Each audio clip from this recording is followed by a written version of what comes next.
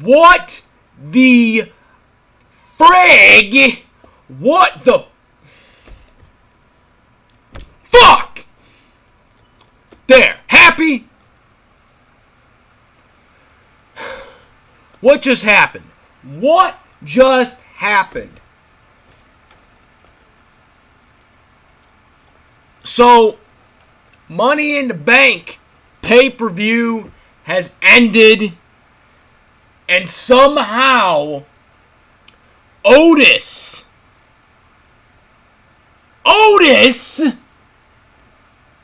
is Mr. Money in the Bank for the men. Why? Why did this happen? Why did this happen? This was just stupid. It was dumb. It was just, why? Now they're going to use the possession rule ludicrously now going forward. Apparently, because we did that last month with John Morrison. Now we're gonna do it with everybody now, which is fine. Possession rule is fine, but this was stupid because first and foremost, AJ Styles had the briefcase. AJ Styles had the damn briefcase. Okay, he had it. All right, the moment that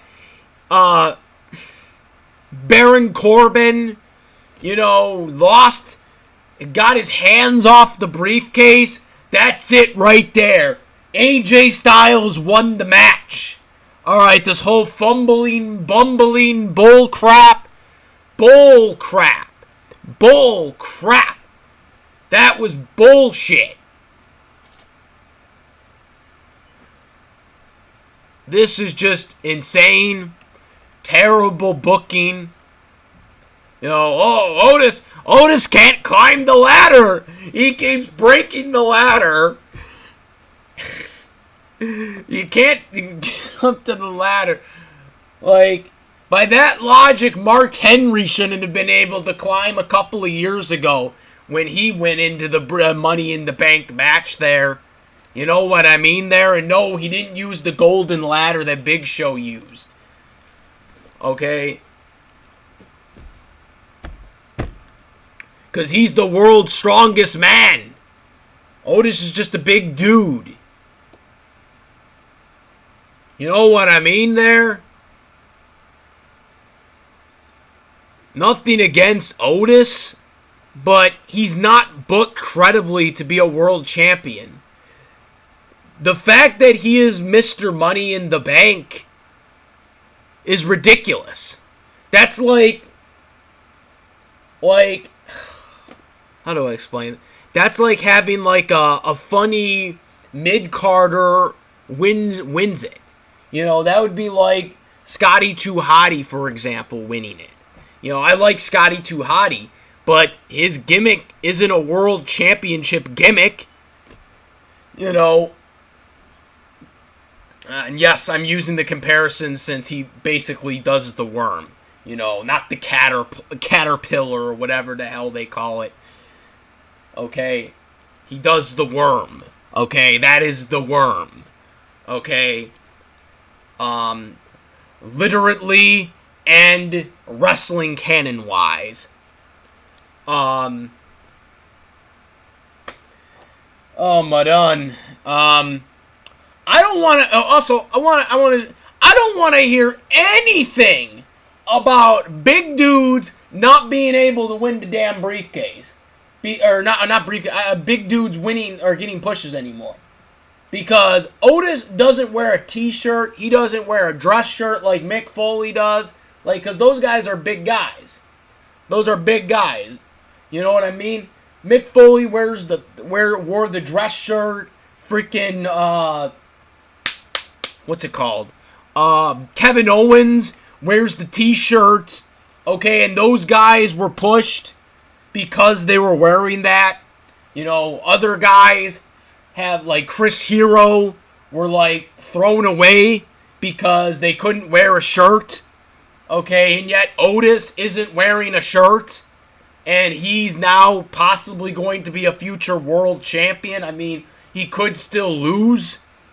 But, I mean, just the thought that he has an opportunity at a world, WWE World and or Universal Heavyweight Championship, to me is utter ridiculous. I mean, yeah, he's got Mandy.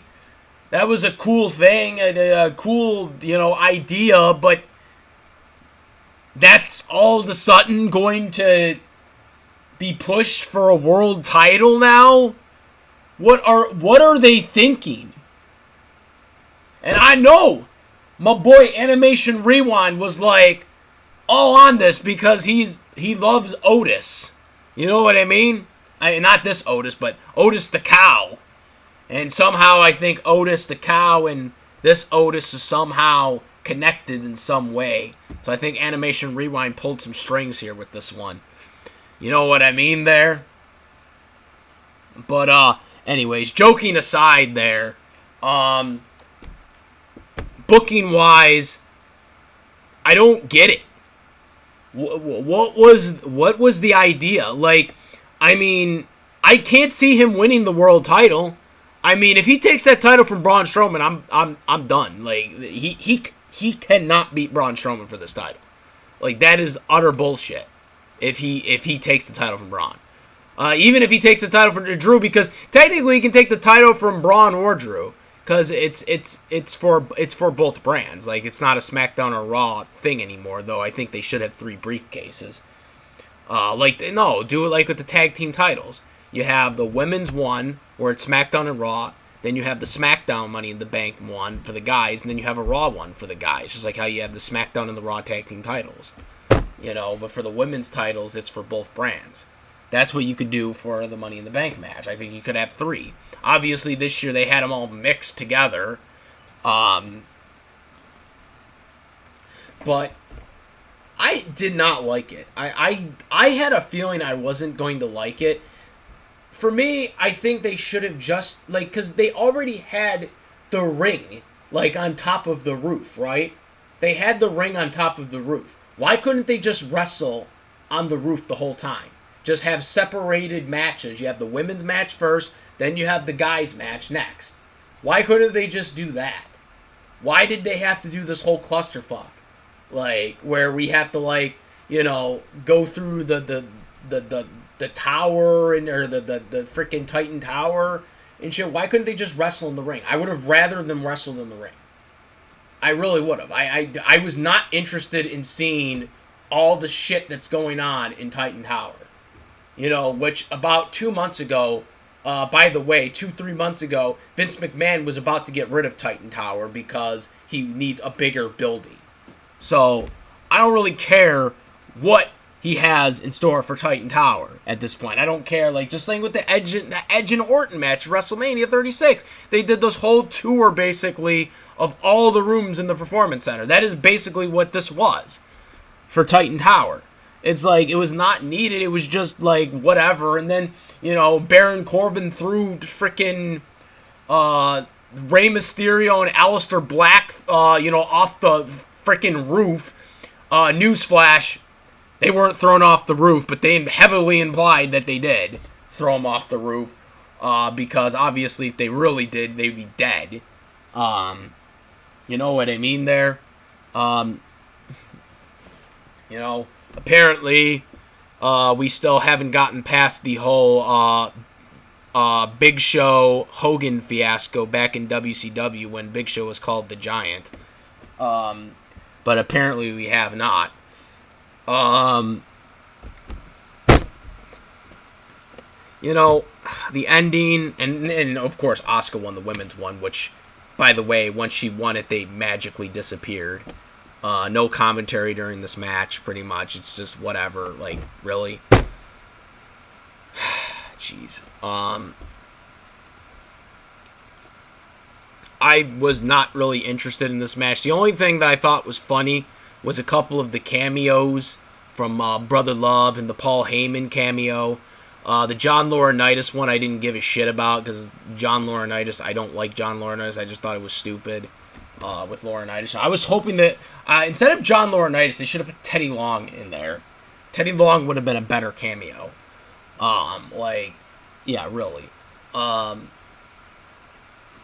If you're going to do a damn cameo. None of this interests me at all.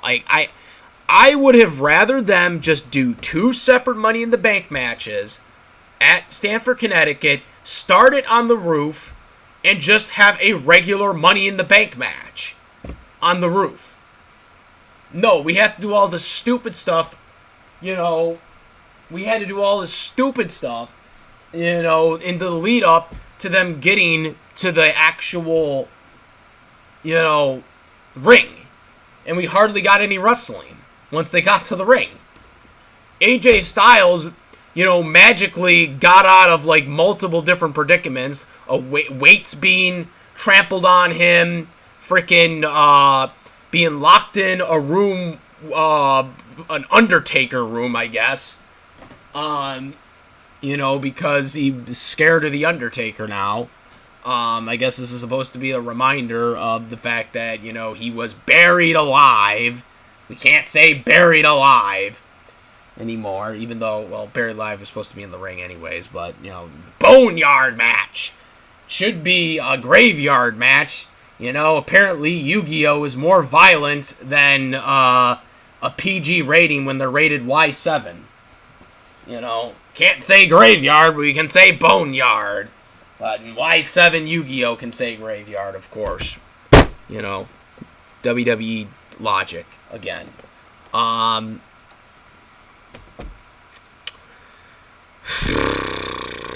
Yeah.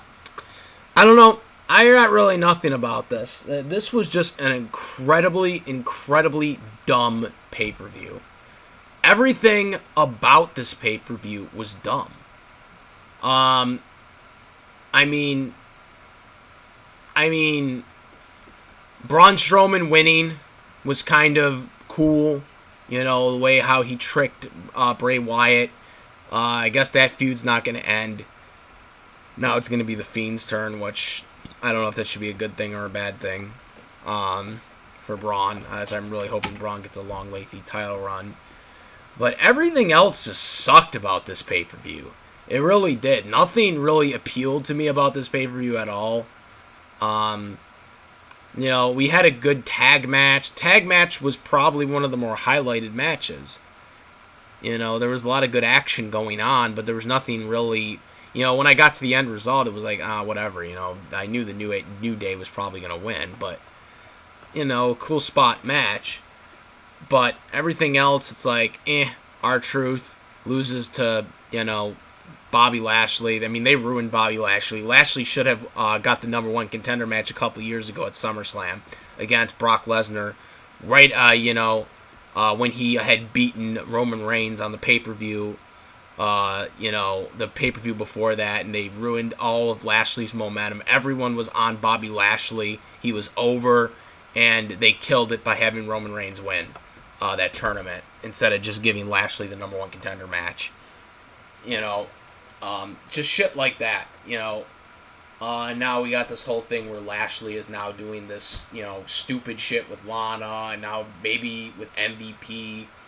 Just nothing good about this pay-per-view. It's just, the Tamina match, it's whatever. Becky wasn't even on the card, which was kind of a spoiler that, a Raw star was going to win. Asuka won. I don't agree with that decision, by the way, for anybody who's wondering. I would have rather have given it to a SmackDown star and have them just go to Raw, because then it wouldn't have made it less predictable.